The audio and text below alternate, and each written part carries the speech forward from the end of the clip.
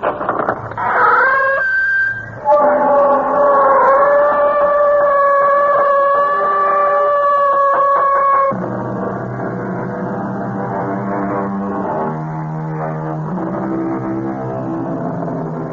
in. Welcome. I'm E.G. Marshall. Welcome to the terrifying world of your imagination. My story explores the dark, uncharted area of the human brain. Despite medical research, scientists admit that there is much that is still unknown about the flesh and blood computer which guides our conscious and unconscious lives. Let us listen as Colonel Edmund Plant of the CMI warns Dr. Gentry what dangers exist when we attempt to control this complicated human mechanism. Let me explain, Doctor. Your patient, Kent Hatcher here, may be a time bomb. We have no idea what was done to him. But we do know, from other cases, what to expect. You mean, brainwash? Perhaps. It's very likely Kent may have been subjected to deep and continual hypnosis. His mind washed as clean as a sheet of white paper, then programmed to commit some terrible act against his own people.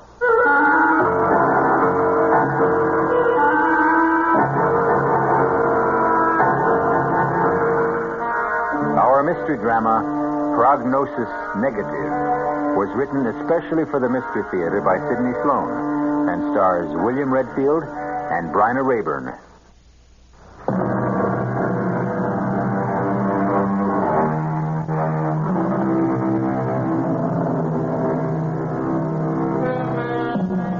Colonel Edmund Plant was on an unpleasant errand. As he walked into the big, dirty gray building, the military hospital for the insane, known to the brass as the Pit, he could think of many places he'd rather be. But this was a duty he had to perform, part of his job, and he wanted to get it over with as fast as possible. I hope this won't take too long, Dr. Gentry. No, not too long, Colonel Plant. All we need is your official identification. We've been able to identify him from his fingerprints, but the official rules call for your observation and signature. I know. Right this way. We've got him in a private room because of his condition. Yeah, here we are. Step inside, please. I'll speak to him. I don't know if he'll respond. Kent, can you hear me? Colonel Plant, your commanding officer, is here to see you. You want to talk to him? 6, 5, 3, listen to me. Listen to me. What does that mean? Well, we don't know. That's the only response we've been able to get from him. Kent, do you remember me? Kent. See? Look at his eyes. No focus. He doesn't hear you. He's in a world of his own. Kent Hatcher disappeared on a mission behind enemy lines 8 years ago. 2 months ago, he showed up in a prisoner exchange. We had believed him dead in action. After 7 years, he was declared officially dead. Well, does he have any relatives? A wife? Yeah, he had a wife. She's remarried. Moved away. Left the state, I believe. Anyone else, Colonel? No. So, here he is. Mindless, mutilated, tortured. No relatives, no friends. And his superiors embarrassed or annoyed that he's still alive. Now, I did not make the rules, nor did I persuade Kent Hatcher to take the mission. It was purely voluntary. I know. Well, what do we do now? Of course, we will do our best to bring him back. Mentally and physically? Both, if possible, but it is doubtful. He has an overstrained heart condition. It's quite serious. So permanent physical recovery is doubtful. Perhaps it's all for the good. But you would rather that he die? Let me explain. Kent Hatcher may be a time bomb. We have no idea what was done to him, but we do know from other cases what to expect. You mean, brainwash? Perhaps. It's very likely Kent may have been subjected to deep and continual hypnosis. His mind washed as clean as a sheet of white paper, and then programmed to commit some terrible act against his own people. 6, 5, 3, listen to me. Listen to me. Doctor, I want this man kept under surveillance day and night. We cannot take any chances.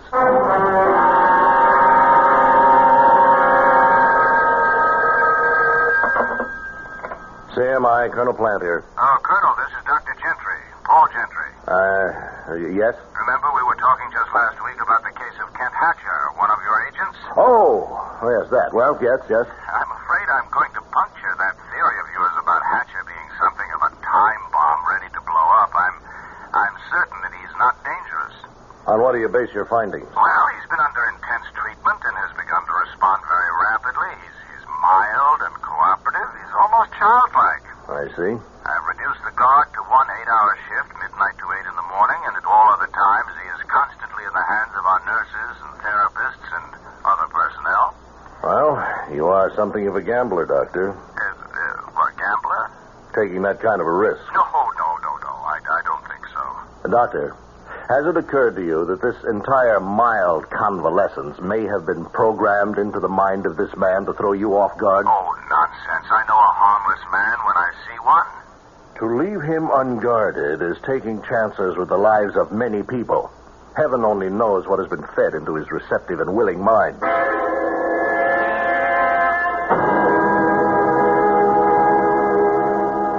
You know your name is Kent, don't you? Yes, Doctor. Do you know your full name? Can you remember? Yes. Kent Hatcher. Very good, very good. Now, how do you know that is your name? You told me. You had a life before you were brought here. You were married. Can you remember that? No, Doctor. You had a daughter, Mary. She was very ill. I don't remember. You loved her very much. When she died, you were heartbroken. Heartbroken? You don't recall anything? No. Oh, Doctor, I just wanted to remind you have a lecture today at the university. Oh, yes, that's right. Thank you, Evelyn. Look, I'm working with Hatcher. You know the case? I should know it. I've been transcribing all your notes. Well, I'm in the midst of giving him a series of perception tests, all very simple, just a matter of timing them. Yes, I know them, Doctor. You think you could finish them while I'm at the university? Well, yes, I guess I could, but... What? I'm just a bit afraid of him. I was in the office the last time you spoke with Colonel Plant. Now, look, if you don't want the assignment, I'll just get... No, I want it. As long as you say he's... Well, okay. Good. I'll expect you in 10 minutes.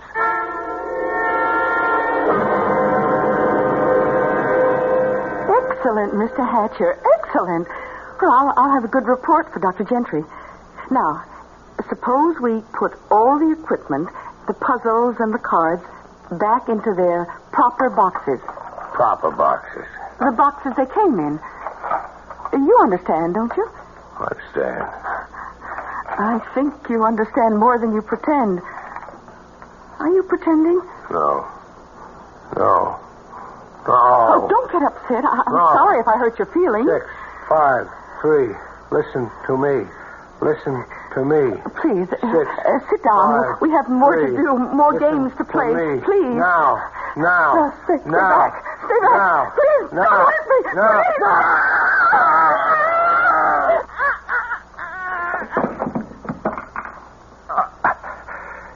6, 5, 3. Listen to me. Listen to me.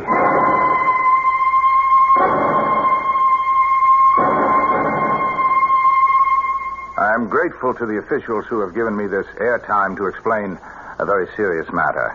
I am, or was, Ken Hatcher's doctor, and I must add my warning to the hundreds of others you have read in your newspapers and heard over the air. Ken Hatcher is dangerous, frighteningly dangerous. Do not, under any circumstances, attempt to apprehend him yourself. Call the special numbers that have been set up for this purpose. Do not let his mild manner deceive you. He is a killer who will act without even the slightest provocation. The police have orders to shoot on sight.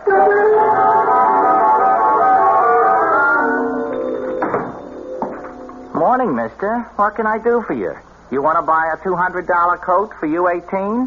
I want some clothes. different clothes. Oh, well, I don't blame you. You're wearing old painter's overalls. And where did you pick up that raincoat? At the automat? Give me clothes. Sure, mister. Didn't mean to hurt your feelings or nothing. Look, I figure you about a 40 long, right on this rack over here. So, you just go ahead and help yourself, huh? You pick out what you want. I gotta go to the back of the store to, do a little alteration, okay? You just pick out what you want, and then call me, right? Okay. I'll see you in a minute. What was that number I seen in the paper? Where is it? Here.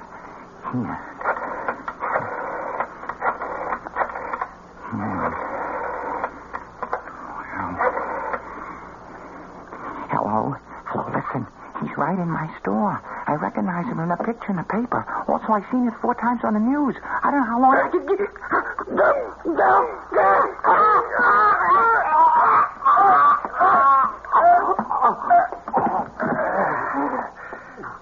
Six, 5, 3. Listen to me. Listen to me.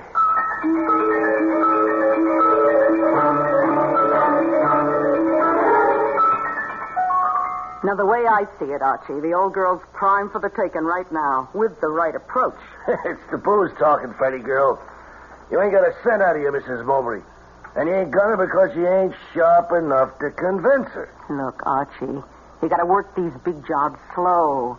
You rush them, you end up with an empty hand. Look, Freddie, that old tea leaves bit and the table knocking routine ain't gonna fool no one, not even your stupid Mrs. Mowbray, who wants to get in touch with the spirit of her dear dead departed.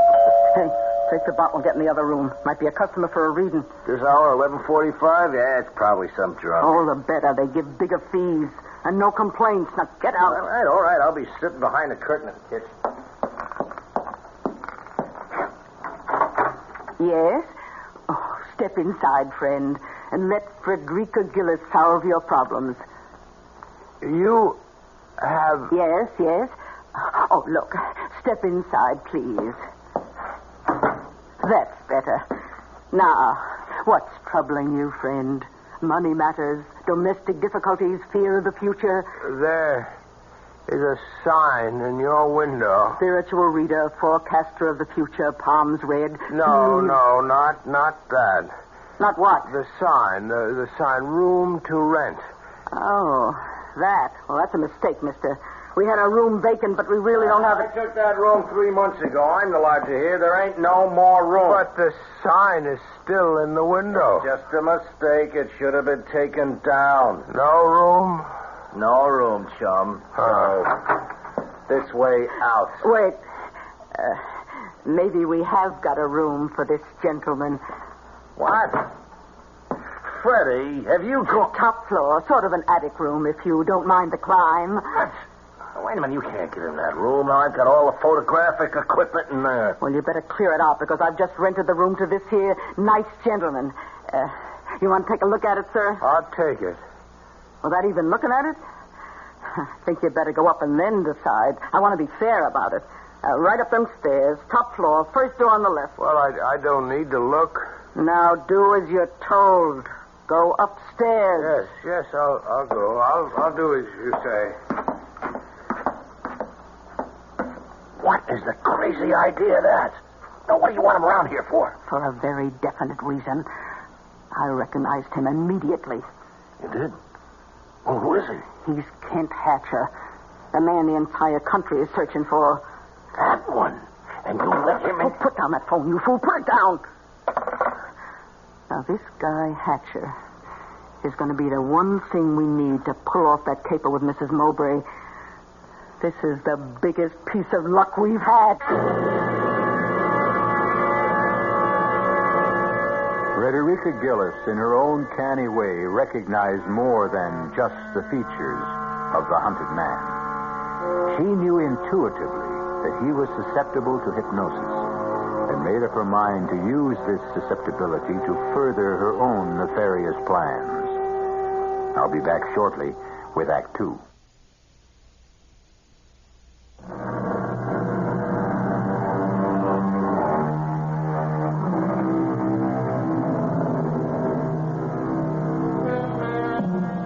Several days have passed since Kent Hatcher, the hunted man, found refuge with Frederica Gillis and her accomplice, Archie. She has not permitted him to leave the house, and, in fact, has been working to disguise his much-publicized, scarred face. That you, Archie? Right, Freddie girl. Come out here in the kitchen. I want you to see something. Coming. Well, Archie, how do you like him? Good. What a change you made in his appearance. You've even given him a new hairdo. Looks a lot different with the dye job. Takes years off his age, blacking it up like that. Wait till his beard grows out. That'll cover most of the scars. It's terrific. Well, Kent, how do you like your new look? I like it. Thank you. Only his name is not Kent, Archie. That had to be changed. His name is Mazumodar. What? He's going to be Mazumodar, the Indian mystic. He'll darken his face, let his beard grow out, and then with a fancy, what do you call them things they wrap around their heads? Turban. Turban, that's it. Oh, can't you just see him in a rich-looking robe with a turban on his head? Now, wait, well, what's on your mind, Freddie girl? Oh, you're not very quick, Archie. Now, look, what I have in mind is Mazumodar. Mazumodar, do you hear me?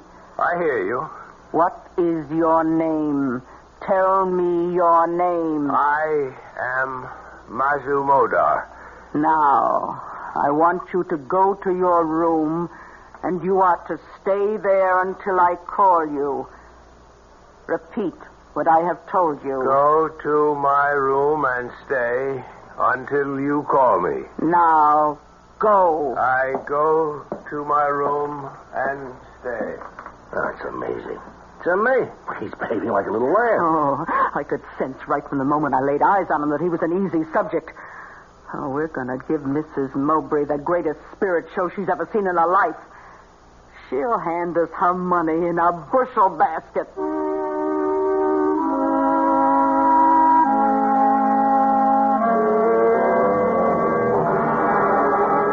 Everything ready, Archie? Yeah, I think so. Now, let's run over the list. Wind effect, whistling sound, eerie music. Okay, but not too much. When she does get in touch with her dear departed Kenneth, what's she going to ask him? And what's our phony medium Kent going to reply? Mazumodar. Remember that? Okay, Mazumodar. What's he going to say? Now, you can't guess what the old gal might ask when the seance starts. Look, I've been working with him all week. If the going gets too rough for him and he can't give a good answer, I'll just break things up, stop the seance. Say that the contact with the spirit world is broken. Okay. What time's she coming? Oh, I told her 8 o'clock. Well, now, just to get things straight, now, I'll be in the kitchen. All the sound effects will be piped into here where the seance is taking place, right? Right. And when I want the sound out, I'll say, Mazumodar, do you feel a presence in this room? Then I fade sound out and Mazumodar takes over. That's all there is to it. And Mrs. Mowbray will be here in 30 minutes.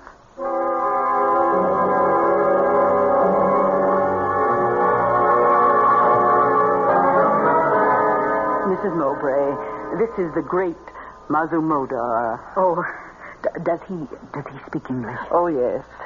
I've asked him to conduct the seance in English. He's agreed, though he'd rather do it in his own language. Oh, I understand. Thank him for me. If he is able to reach out into the great void and bring my son, my dear son Kenneth, back to me, even for an instant. Mazumodar will do his best. I told him of your great sorrow, and he was sympathetic. Weren't you all-seeing one? I am sympathetic to the sorrows of a grieving mother. Oh, bless you. Bless you. Please help me. Let us begin. Sit here at this table, Mrs. Mowbray. Yes. You there. I will sit opposite you. The great Mazumodar will sit between us.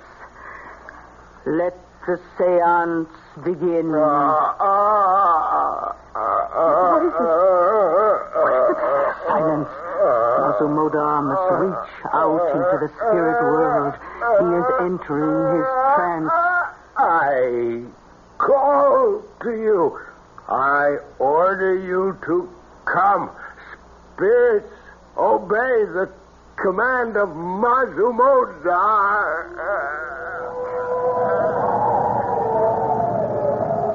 Do you feel a presence, all-seeing one? There is one here who demands to speak.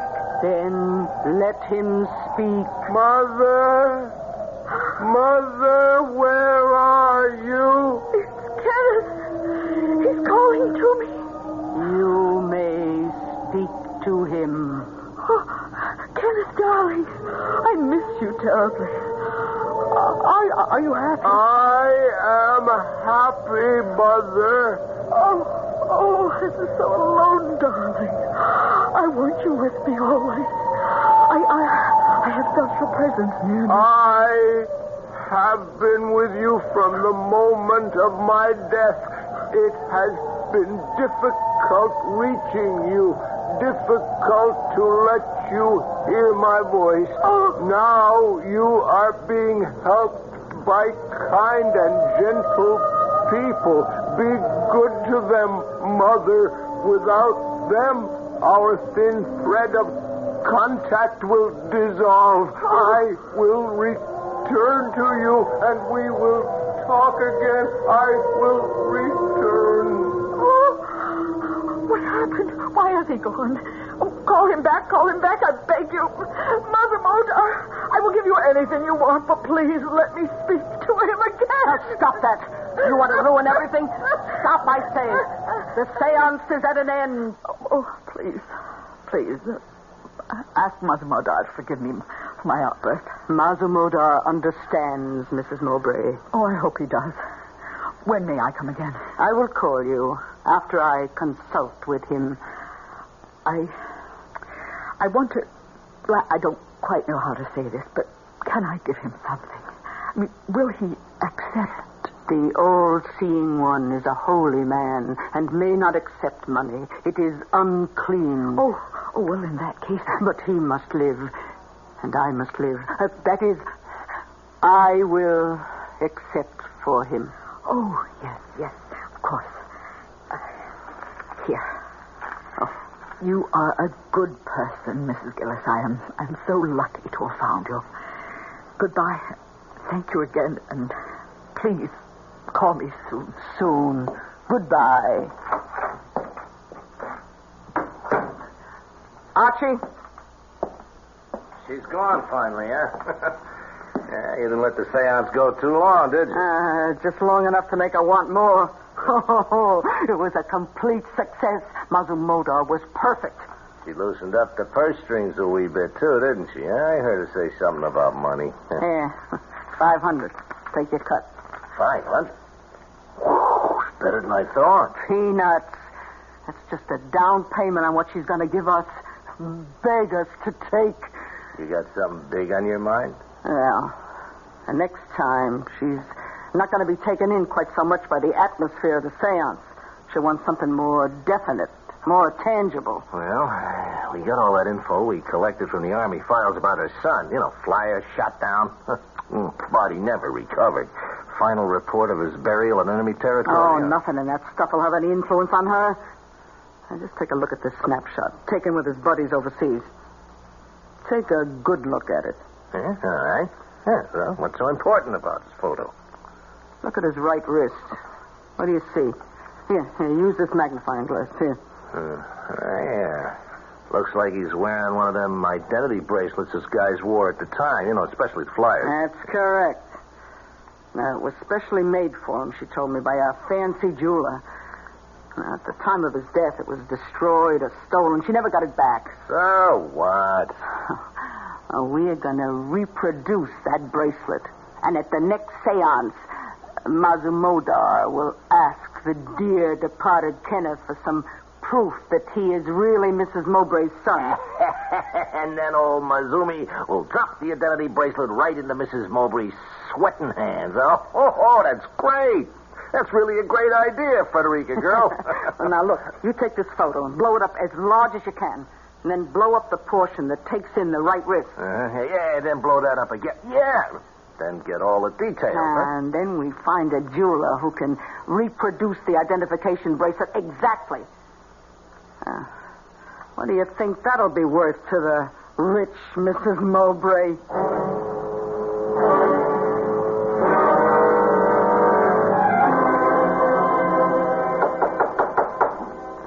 Come on, open up, Kent. Now, will you be a good guy? Good guy, now open up the door, huh? Look, I gotta get in there, Kent. Now, I got all my photographic equipment in there. Well, thanks, old man. Hey, I'm sorry if I disturbed you. It will take me a minute. No. No, what? No. Wait a minute, Kent, or No. Massimo, whatever your name. Now, listen. No. Now, stop. Now, don't look at me No. like that. Frederica! No. Frederica, help! 6, No. 5, No. 3. Stop. Listen No. to me. Stop. Listen Frederica! to Help. me.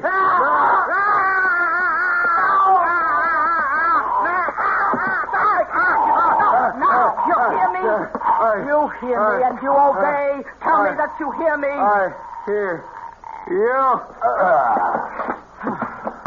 Well, now go back into your room and stay there until I order you to leave. Repeat what I have said. Go back to my room. Stay there. Until I order you to leave. Until you order me to leave.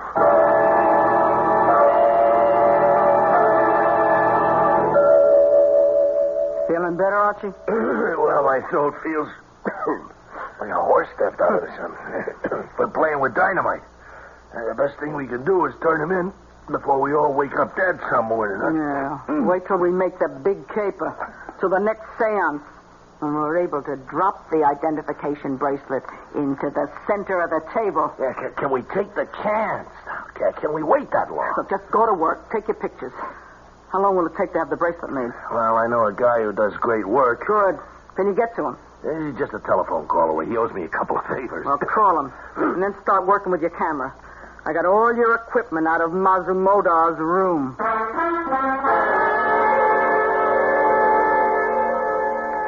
Here.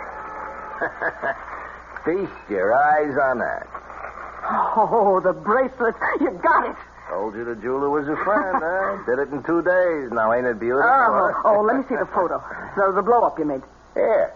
Spit an image. Oh, perfect. Looks like the original. Yeah. Look how he made it look as though it had been in a fire, eh? Mulberry went down in flames, you know. Yeah. Oh, good touch. Makes it look authentic. Look, I'll call Mrs. Mowbray and set up the seance as soon as possible. Listen, there's one little fly in the ointment, Freddie girl. What? Maybe we ought to get a new medium to run the show, huh? What are you talking about? New medium? No. We've got to use Mazumodar. We've established him. Well, you got to unestablish him. He's gone. Gone? When? How? We'll just have to find him. Come on. He didn't have much money, so he couldn't have gone far. Well, wouldn't it be better to report the whole thing to the police? And throw away enough money to keep us in the good things for the rest of our life? Are you crazy? But now... No buts. Mazumodar is the key that will unlock Mrs. Mowbray's bank account. And we're not going to let that slip out of our hands.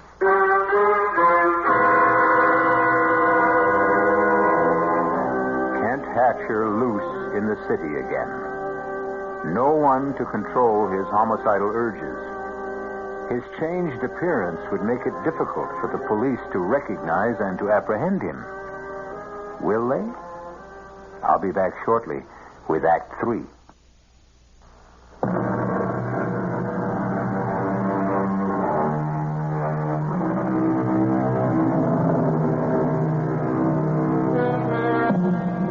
Days have gone by since Kent Hatcher broke through the bonds of hypnotic suggestion and fled from the house of Frederica Gillis. Mrs. Gillis and Archie have been hunting for him for hours. But the tortured man wanders through the big city. Something urges him onward. Something that he cannot define, even to himself. Hello. May I speak to Carl Shearson, please? This is his wife. Carl, Alma, I know you don't like me calling the office, but I think I saw him. No. Carl, I'm sure. He's changed, but I knew him. Yes, I know I said that before, but this time he followed me. Yes, I tried to get away. I ran into Fletcher's grocery store, quickly ordered some groceries, and asked them to let me slip out the back entrance. I didn't see him after that. Call the police. No, I couldn't. They'll kill him. They're searching for him, and they'll take no chance. Oh, someone at the door. Must be my grocery order. I told them to send it up. Call me back in a few minutes, Carl. Coming. Oh, no. No. Please, don't come in here. Get your foot out of the door. Let me close it, please. Alma, I want to talk to you. Alma, don't hold the door. I won't hurt you. Come in. Alma, I've been following you. At first, I didn't know why. And then the name Alma kept repeating in my head. Then I knew who Alma was. Do you know who I am? Yes. I know you can't. They told me you were dead. I was alone all those years. I'm remarried. Remarried? You were declared legally dead. Even then, I hesitated, but Carl insisted that we marry. He's a good man, kind. I need him. He loves me. Our daughter, Mary, dead, isn't she? Pneumonia. The year after you disappeared. Dead. Everything dead, or gone, or over. Kent, you must go away. Hide. They're looking for you. They may find you here. All over. You know, Alma, I can hardly remember what you used to look like. I can hardly remember my life.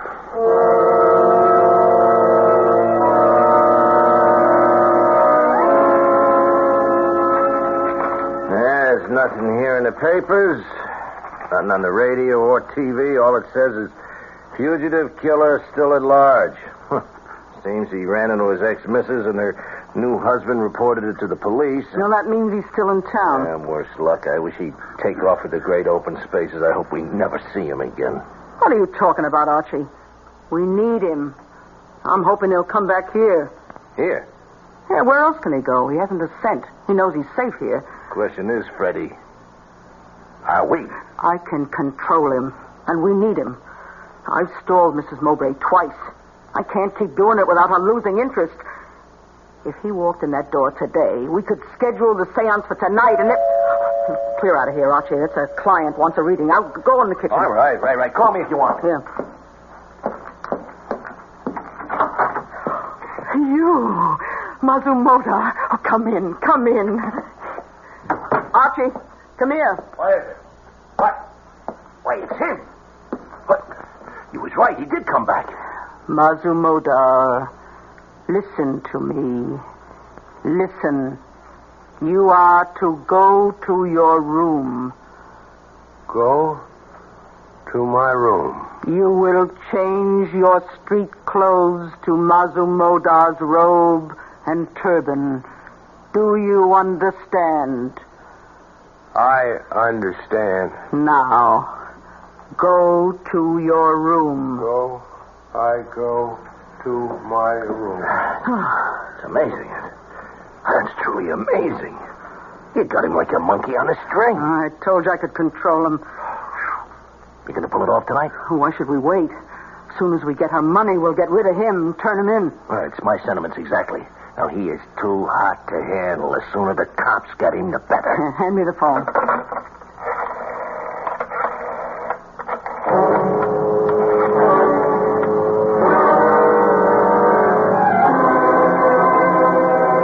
Mrs. Mowbray, right on time. Come in. Come in. Thank you for calling me. I began to think that all contact with my son Kenneth was broken. I thought perhaps I had disturbed Mazumodar by my outburst. Oh, no. Nothing like that. But I must tell you, his efforts on your behalf have taken their toll of his strength. I don't quite understand. Well, every night, Mazumodar has reached out into the darkness of death to touch the spirit of your son. Oh, has he really? The effort has drained his strength. He is not well. Oh, then perhaps it may take him months, perhaps years to recuperate, and the expenses incurred are very high. I will pay them anything. Well, I am certain that he will be successful tonight. I have been in communion with the spirit of your son.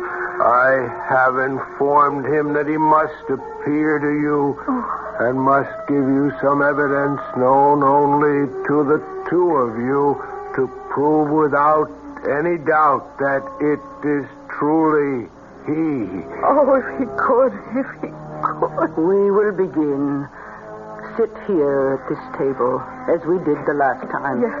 You there, I across from you, and Mazumodar sitting between us. Now, I will dim the lights. Let us join hands and complete the mystic circle.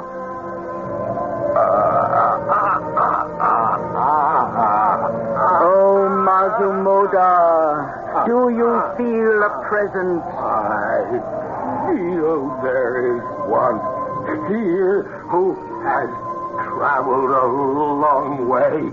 Do you know him by name?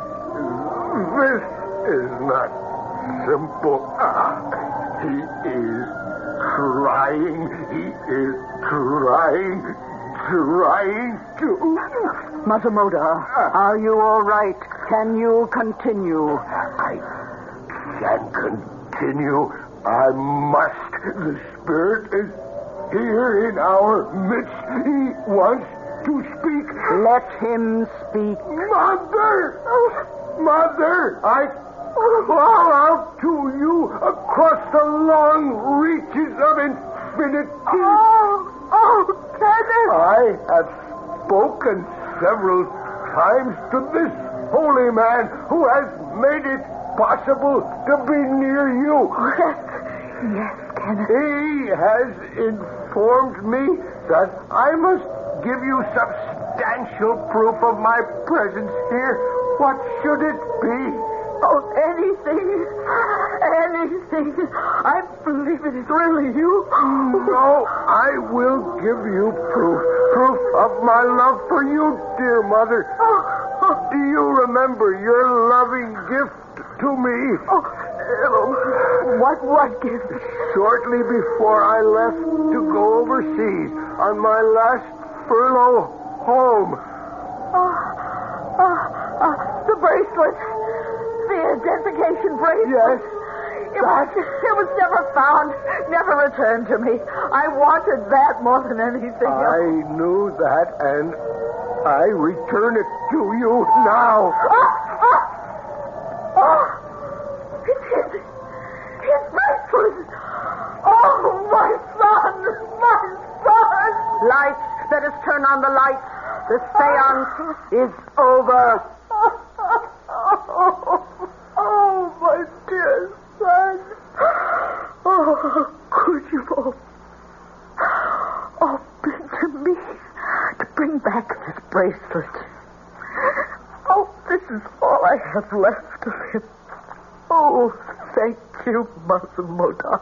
How can I ever adequately thank you? I am sympathetic to the grief of a lonely mother. Master Bodai, he's fallen. Quick, help me. Help me lift him. Archie, come in here quickly. What is it? Hey, what's happened? Mother Moda has fainted, collapsed. Here, help me. Here. I'll get him under the right arm now. And then you get him. Wait a minute. It's no use. Just leave him there. Leave him? He's dead.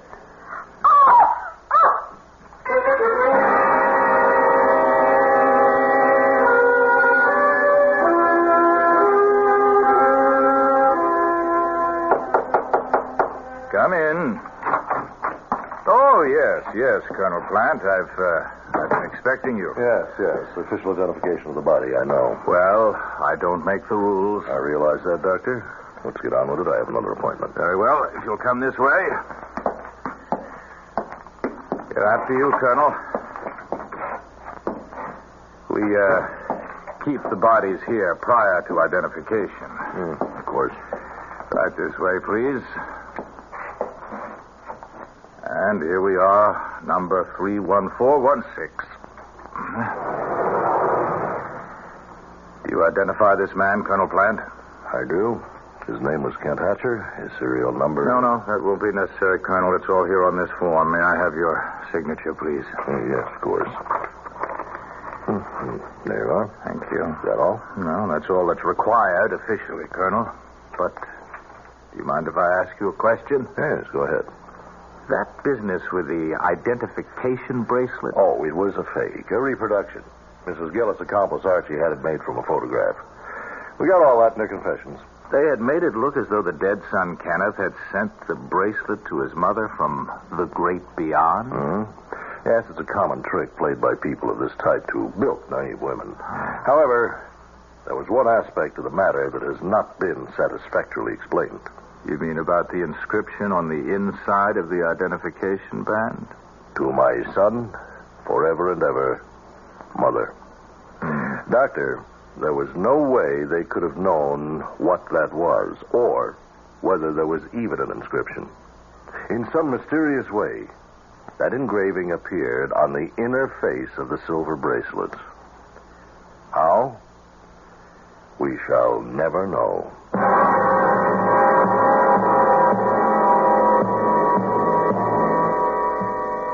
And the tortured, troubled man finally found his rest on a cold slab in the morgue. Unmourned, unwanted, unwept for. I'll be back shortly.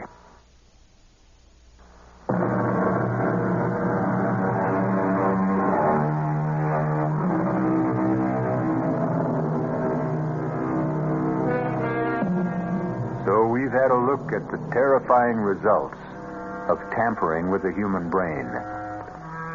All the experts agreed pretty much on the methods that had been used, but not one had an answer for Kent Hatcher's mysterious extrasensory knowledge of the inscription on the inside of the bracelet.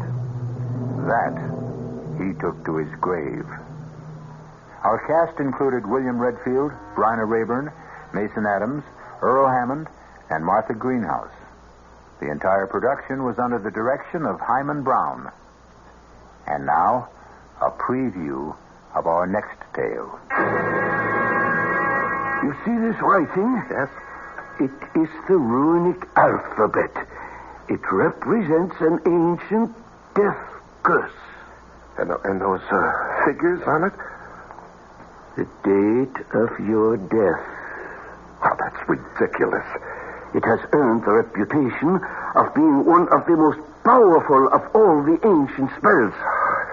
The drawback, of course, was the absolute necessity of having the man or woman casting the runes to pass the curse on directly and have it accepted. Oh, no, I won't believe that. This is the 20th century. Careful. Lose this paper and you lose your only chance. You mean there's something I can do? One thing. What is it? Pass the curse to someone else. This is E.G. Marshall inviting you to return to our Mystery Theater for another adventure in the macabre. Until next time, pleasant dreams.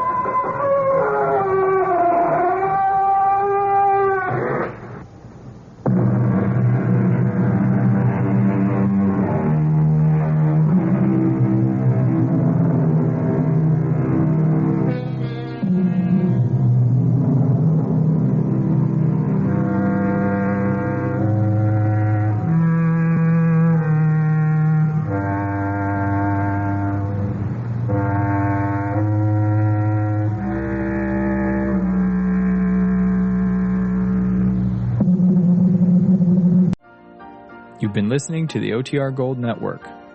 Find more classic radio at otrgold.com.